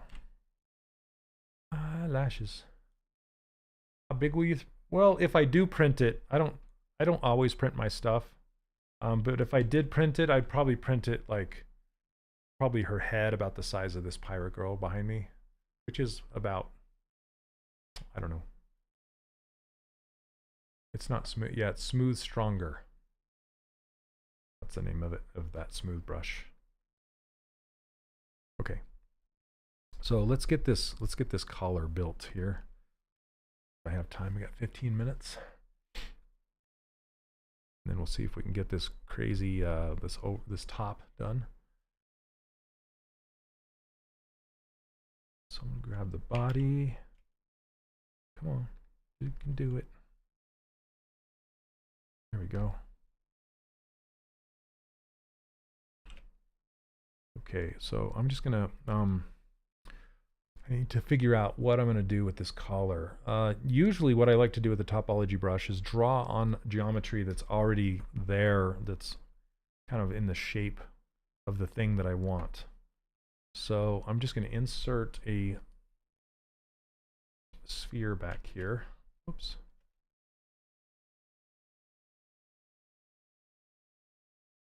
Are you using SLA or FDM3? I use resin printers, so I don't know. I don't use filament printers. I don't know which one is SLA. I think which one is which.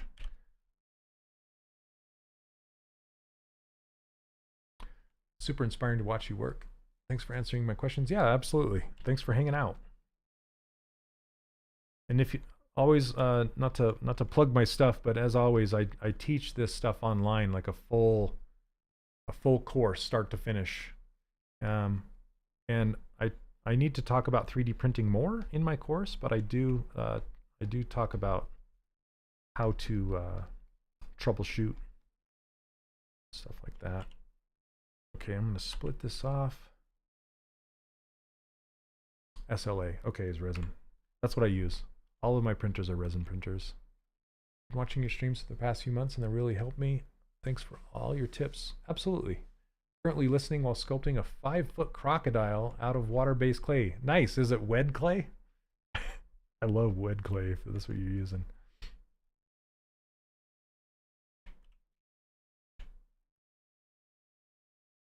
Okay, I'm gonna go big with this Sculptress Pro here. So you can use it at any density. So you can see that I'm using it at a really high density here. Or sorry, low density, not high, really low.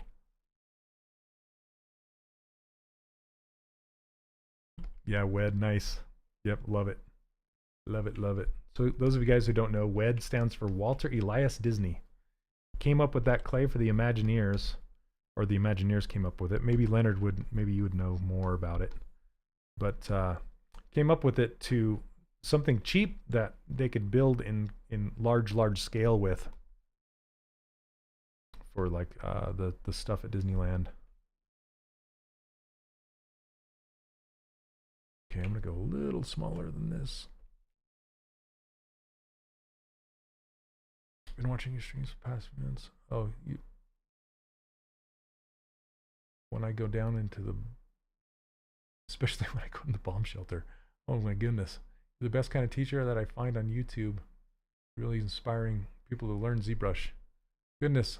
Well, I'm happy to help. Just want to say thank you. Your streams help me distract myself from what's happening outside with love from Ukraine. Oh, please be safe. Oh my goodness. Ah, you're making me tear up.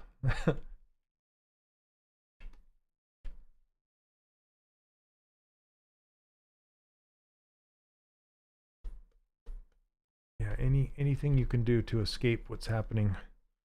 And sculpting is great for that. The studio was not on board with the idea of the thing. What are you talking about, Leonard? Oh, was to separate the Disney company from the theme parks. Oh, interesting. See, I knew you'd have some insight on it. I believe it's traditional water-based clay but with glycerin added to it. It's probably true. Yep, wed clay, and it is cheap clay. It's really nice. It dries well. Okay, I think I want to make it higher in the back.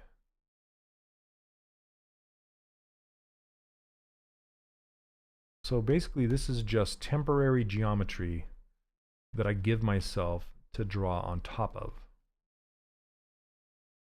Can you bake that clay? I think it's just water. I think it's just air dry, right? I'm not sure that you can bake it. You can bake Sculpey or polymer clay, but I'm not sure if you can bake wed clay. Let's go a little tighter.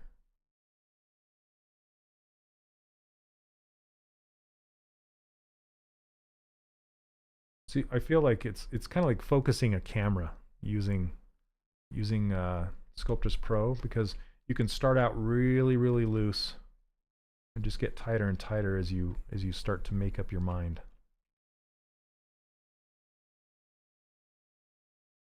Yeah, I need to go bigger on this side. Shane's workflow helped me get my first job as a 3D generalist. Oh, sweet. I know work on a lot of metaverse avatar creations, and it's thanks to these videos. Oh, thank you so much.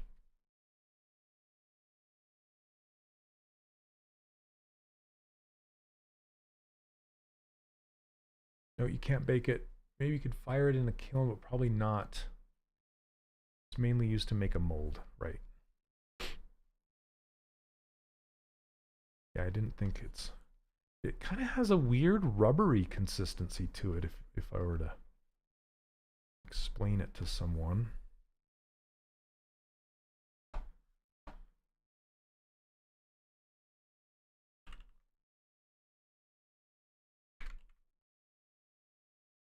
Thanks again, Muddy. You made my day. That's really cool. I think that's the most surprising thing out of this whole teaching gig. I wasn't, you know, I worked in the industry for a long time, and it's I was, you know, the industry, I'm talking about the game industry, and it's even the same as with the film industry or television or whatever. It's very volatile. Like, they lay people off all the time. You switch companies all the time. And so I just wanted to make a course that would kind of help me have a safety net between studios, like, so I could make my mortgage and stuff, you know. I wasn't expecting it to be the thing that I do in the, you know what I mean, in the future. So yeah, I wasn't expecting that, and then because your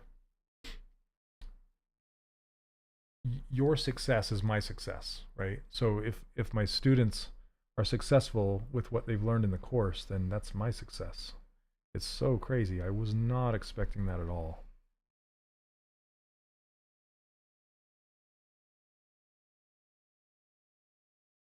So now I'm just drawing on the surface, and as I'm drawing, you'll see that it's going to be taking on the form of the thing that I'm drawing on top of.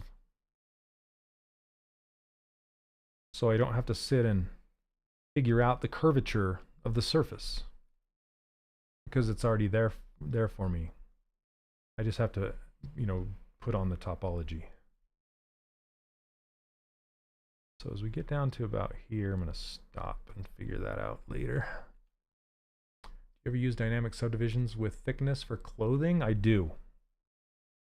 For 3D printing, I typically don't. So, for example, if I had a belt, right? I could draw a belt on just like I'm doing now, just drawing a belt. But what I usually do now, if I'm going to be doing it for 3D printing, is I'll make that belt an entire cylinder that cuts all the way through the model. It goes all the way through. So if you were to solo just the belt, it would look like a cylinder rather than a strap wrapped around the person. Does that make sense? So that way you can avoid pockets and holes and overlaps and things like that. You are my legacy. That's awesome. My opus. You ever seen Mr. Holland's opus? That's kind of what it feels like, actually, in a way. Mr. Holland, he was like, he always wanted to make this, like, write this huge, like, overture, and he ended up never doing. Well, I'm telling you the plot of the movie. Spoilers, sorry, but he ends up teaching. And it just turns out to be that teaching was his opus rather than writing a symphony.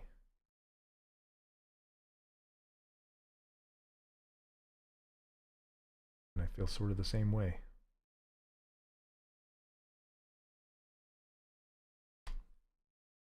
So I took the 3D Character Workshop course way back when it first came out. Does that mean some of the new updates you're working on, since tons of new tools have come out, will be included still for me to check out? Yes. Or will it be a new product resource to purchase? No. It's back in the day I offered a, because I did it just like you know, Pixelogic did back in the day, and I offered a lifetime access. And so if you bought it back then, all the same stuff and the new stuff are available to you. Now, I am thinking about doing new courses on new software, and those will be separate. But the current course is the same, and you still have access, yeah. I've probably tripled the course content since I first launched, if I were to guess. Would you say that, Neil?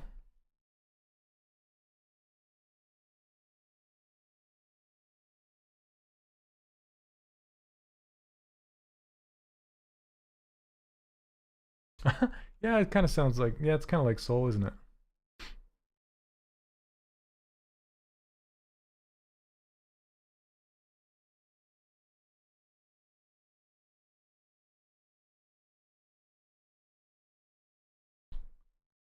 Okay. I'm trying to decide if I want to keep just going smaller and smaller.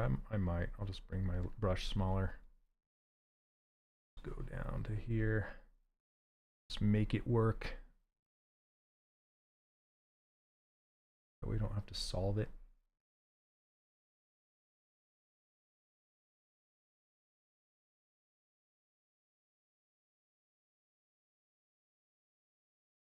So what I'm doing, if you didn't notice, is I'm drawing across and through. I don't stop. I don't start on a line and stop on a line. I draw all the way through it. That way I have a starting point that's not on the line, because sometimes the only thing that matters are these little green circles. And if you don't, or if you have multiple green circles, it's not going to work. And it will tell you that it worked if you see the orange squares.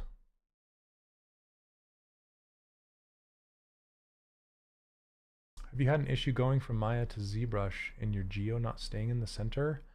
Yeah, Jacob. So if your character is asymmetrical, then there's a possibility that it won't. It will come in off center.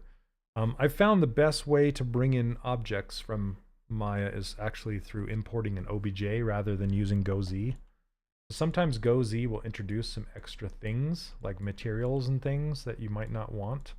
And OBJ is just the object. That's what OBJ stands for. It's just vert information. So you might want to try that. Okay, so splitting these off. And now I have the hollowed out collar, and I can give thickness to this collar. Awesome, I'll go check it out. Use ZBrush every day for work and still use techniques I learned from you. Thanks. Oh, thank you. That's awesome. I'm copying these quotes if you guys don't mind.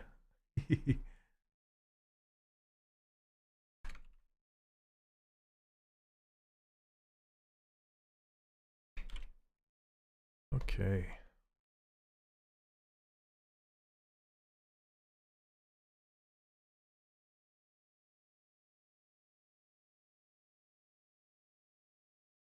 Now I kind of just, after I'm done with that, I just kind of go through and straighten up these points just to make them a little cleaner. Make this come to a point.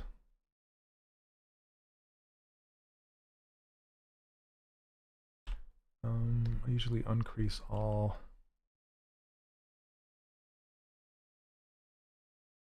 And I can add subdivision. It looks like it didn't weld in the center. And if it doesn't weld in the center, what you can do is just bring this across. So I'm going to turn off symmetry for a moment, and then take this middle section, mask it off, drag it over to the right slightly, and then do a mirror and weld. And that will basically delete this half and then mirror the left to the right. When looking from the front, if you're looking at this guy, like if he's looking at you, basically, it's going to go from screen left to screen right, and then it'll weld it that way. Now that when I hit dynamic subdivisions, it's not split. Okay, so there's a nice, now we can add thickness.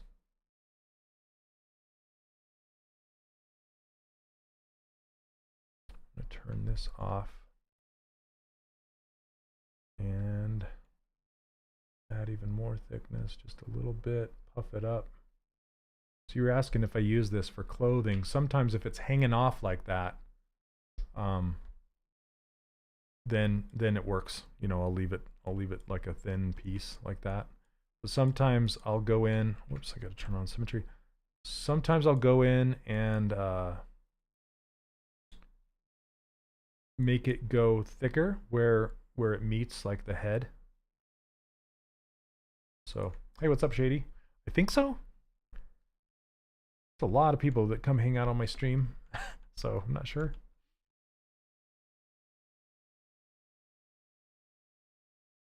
Welcome, welcome.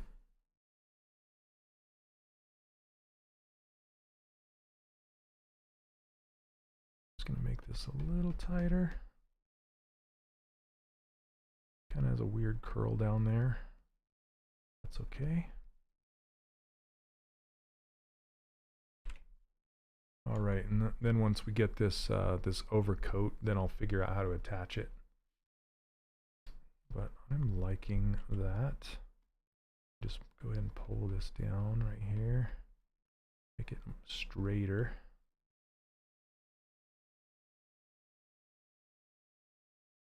Nudging is the name of the game. Nudge.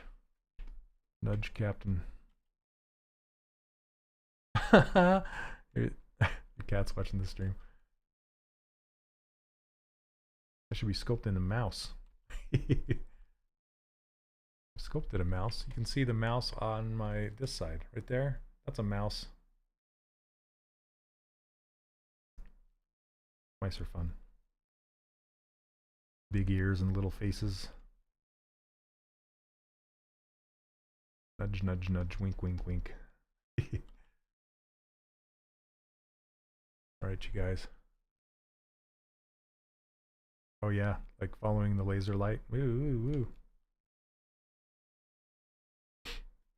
Okay, I think that is where I'm going to stop today.